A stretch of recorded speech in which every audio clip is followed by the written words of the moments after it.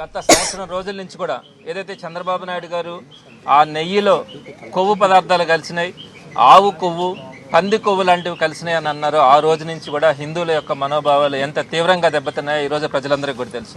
ఇక్కడ మనం 3 అంశాలను మనం ప్రధానంగా కూడా చూడగలగాల.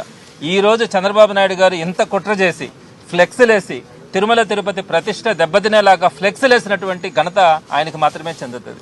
అయితే ఇంత చేసి ఆయన చేసినటువంటిది ఏంటంటే ఈరోజు ఇందాపూర్ అనే డైరీకి సుమారుగా 700 రూపాయల ఒక్కొక్క కేజీ లెక్కను కొనుగోలు చేసినట్టుగా, సుమారుగా మనం సంవత్సరానికి 50 లక్షల కేజీలు మనం కొనుగోలు చేస్తూ ఉన్నాం టీటీడీకి సంబంధించి. దానికి సంబంధించి 700 రూపాయలతో ఈరోజు ఇందాపూర్ కంపెనీకి వాళ్ళందరూ కూడా టెండర్స్ కట్టబెట్టడం కూడా జరిగింది. తీరా చూస్తే ఆ ఇందాపూర్ ఎవరంటే ఈ హెరిటేజ్ యొక్క ఒక మ్యానుఫ్యాక్చరింగ్ యూనిట్.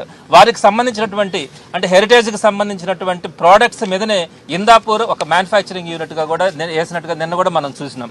మరి వారికి సంబంధించినటువంటి హెరిటేజ్కి సంబంధించినటువంటి ఒక మ్యానుఫ్యాక్చరింగ్ యూనిట్కి ఆ గీ ప్రోడక్ట్స్ అన్నీ కూడా వారికి టెండర్ కట్టబెట్టడానికి చేసినటువంటి కుట్రలో భాగంగా ఇదంతా కూడా చెప్పొచ్చు.